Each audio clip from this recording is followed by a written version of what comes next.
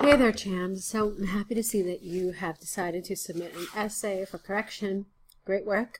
Let's see what you had to say about these topics today. Okay. International marketing can be seen as invasive and an intrusion for some of the countries all over the world. On the other hand, some see it as a necessity as an economical form of education apart from spreading ideas, language, and culture. In this essay, I will discuss both views and give my opinion as an individual. Okay. You've lifted some of the language directly from the task, so I want you to avoid doing that. Try to rephrase it in your own words, so you don't copy the language in the task. Examiners look poorly upon this, so just avoid it. Now, also, I'm glad that you have told me how your essay will develop, but you really should give your opinion in the introduction. The reason why I say that is because the task specifically says discuss both views and give your opinion. If you look at the band descriptors under task response for band 7, it says presents a clear position throughout.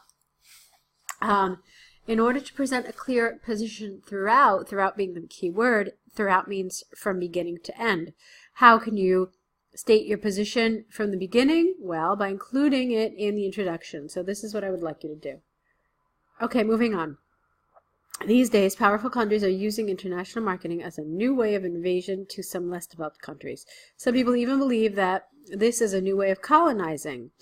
I would have gotten rid of this. Or you could have said it is a colonization strategy. But this as it stands is incorrect. Rich countries come into poor countries and start building factories, and when they begin to exploit locals in a way of using the cheap labor. All right. Careful, this isn't really about international marketing, is it? You're talking about basically globalization as a type of in slavery and this type of colonization, which is a totally different topic. They've asked about international marketing, which is something different. So be careful here.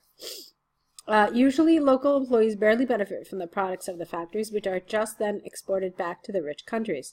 For those reasons, some people believe that international marketing is only used as a mask to cover up the exploitation, invasion, and intrusion into the less privileged countries.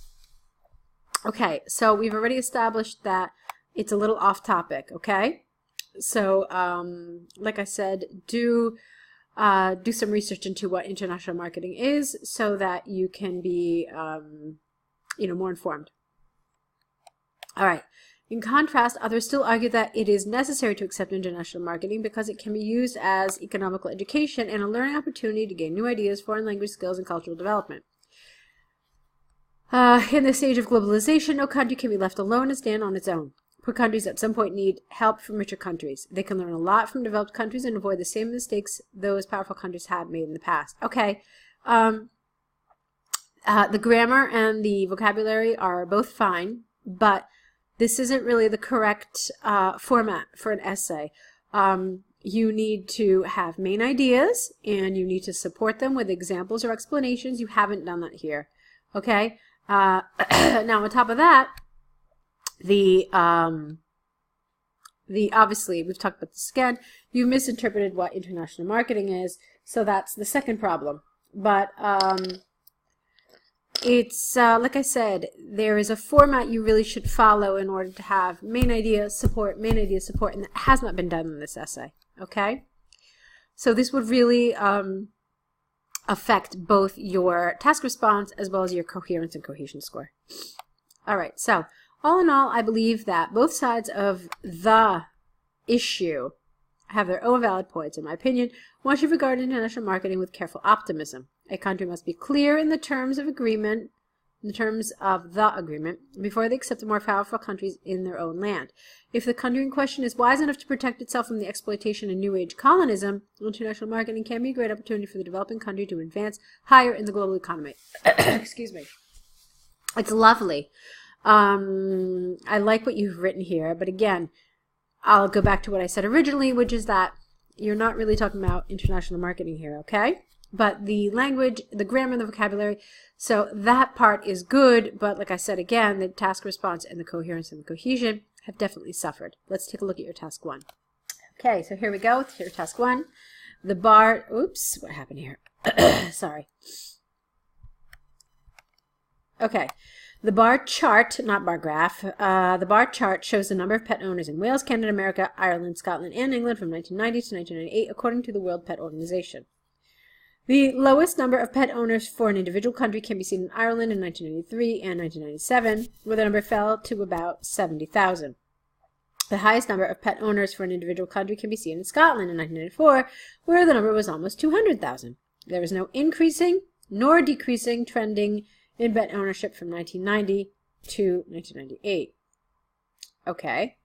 The overall number of pet owners in all the countries is the highest in 1990, where the total owners reached up to more than 900,000, and the lowest was in 1995, where the number was more than 750,000. Scotland appears to be the country which had the highest number of pet owners in most of the years, while Canada being the country with the lowest number of pet owners every year from 1990 to 1998. Okay, so there are some good things about this, and there are some bad things about this. The good thing is that you have definitely pinpointed the key features of the chart. So the highest year for the total, the lowest year for the total, the highest country, the lowest country. So that's all fine, and I'm glad that you have also included the data for those figures. However, there are a couple of problems with this task 1. First of all, you don't have an overview, and without an overview, you cannot get a 6.